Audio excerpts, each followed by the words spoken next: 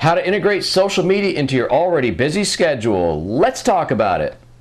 Welcome to Newsletter Guru TV, your show with a boatload of smart marketing and business building advice, and a little fun along the way. This episode of Newsletter Guru TV is brought to you by No Hassle Newsletters, the secret to getting boatloads of more profitable repeat business and the customer referrals you deserve. Hey everybody, it's Jim Palmer, the Newsletter Guru. On this episode of Newsletter Guru TV, one of the questions I get asked a lot is, Jim, we see you all over social media. You're on Facebook, your fan page, your profile page, you're on Twitter, you're on Google+, you're doing the videos, you're doing the podcast. How in the world do you have time for all that? Well, first of all, I do have a lot of help. I have like 9 different virtual assistants that now interact and help me do things in my business, so I can focus most of my efforts on marketing my business, which is, if you're not doing that, it should at least be your major goal, because you want to be working on your business, marketing your business, not working in your business, doing a lot of that stuff. So it's very, very important that you get the help to free you up from some of the mundane things so you can be the high-level thinker and marketer of your business. Okay, just popped into my head. But so one of the things about social media, so let me just give you a couple strategies. Number one is, it's impossible to focus on all the different kinds of social media. I mean, Facebook, Twitter, Google+, Pinterest, Quora, LinkedIn, I mean, on and on and on the list goes. So you have to pick the ones which, first of all, most feel comfortable to you, but most importantly also interact with which is where your primary target customers and prospective customers are. For me, that's Facebook. To a lesser degree, it's LinkedIn, and to a lesser degree, it's Twitter. I tend to say I give success tips almost daily. They're way longer than 140 characters. I do post them to Twitter, but they always cut off, and so people are kind of directed back to Facebook.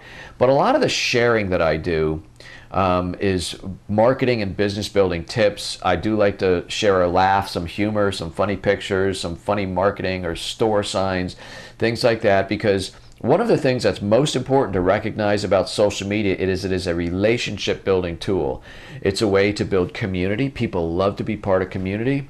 So when you're interacting with people, or maybe interacting is too strong a word, but when you're putting stuff out there, people are reading it, they're enjoying it. Sometimes they're going to either click like or leave a comment, but don't assume because you're not getting that people aren't just maybe learning a little bit more about you or following you or something like that. So when the time is right for the relationship to progress, if you're engaged in different types of social media, they actually know more about you and their comfort level goes up. So I think social media in a way shortens that whole know, like, and trust factor, if you will. Another thing I like to do is have kind of a fixed schedule. I generally, I'm a very early riser, so I get up and exercise a little bit, take Toby for a walk. We walk about a mile every morning. But then I come back and I do a couple little kind of almost some grunt work that I'm responsible for. And then, I shower and eat a good breakfast. So when I get to work about 8 o'clock or so, after having done all that, I'm kind of ready to work. And I'll dive in, get some things done, maybe write into either a new book I'm working on or some articles or things like that.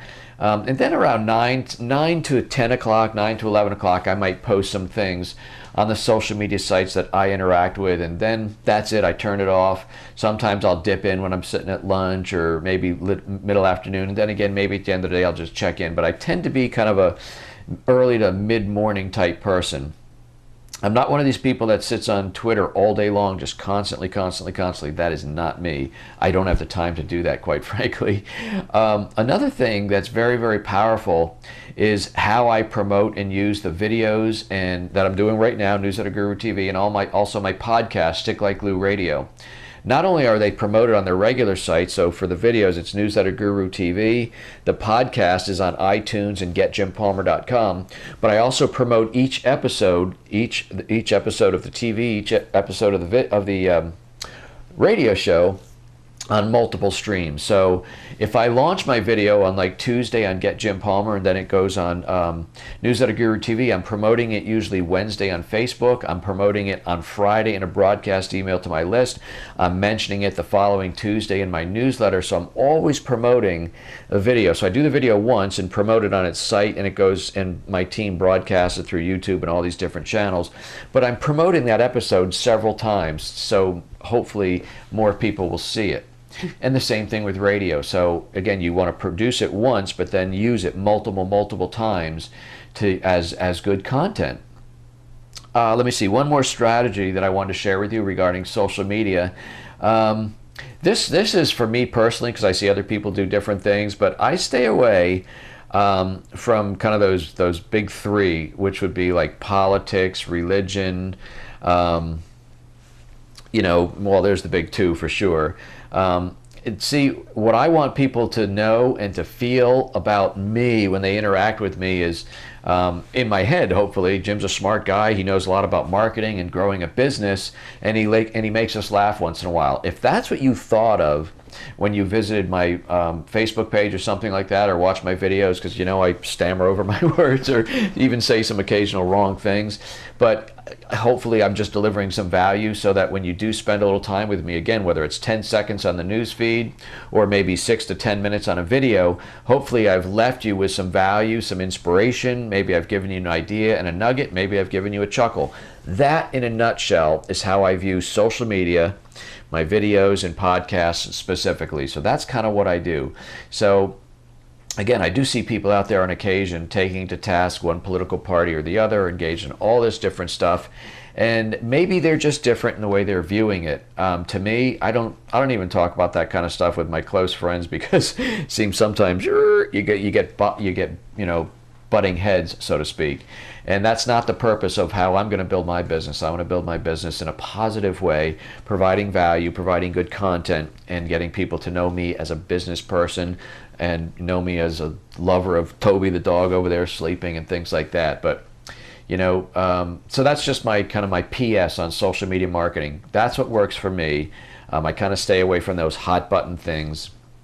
Not that I'm afraid to have a hot button topic or discussion once in a while with somebody that I'm close to or I actually care about their opinion, but I'm not going to do that online and create this ginormous fight fest back and forth or something like that. So that's kind of a little kind of mini wrap up of how I view social media. Again, it's very, very powerful, and I tell people all the time, if I was not making money on social media, if it was not impacting my business in a positive way, if I was not gaining new clients every week or every month through social media, I wouldn't do it. So social media can be a little bit of a time suck if you're doing it incorrectly, but if you see me ever leave it, it's because it's not working for me anymore. The only reason, by the way, as a teaching point, if you see me on social media and doing all this stuff, it's for one reason only. It's building my business and it's making me money. So do it correctly and social media will be a good friend. All right. Another arrow in your marketing quiver, so to speak. Bring back a little Robin Hood language there. So before the day's out, look for ways that you can add more value to what it is that you're doing for your customers, clients, and patients. When you add more value, wrap it up with world-class service, they're going to end up staying longer. Customers, clients, and patients that stay longer end up spending more and referring more, and that is always a good thing. I will say that every week until I'm done doing these videos. You've got to get your customers to stay longer, okay? And before the day's out, go do something nice for somebody. It's going to make them feel good. It's going to make you feel real special, all right?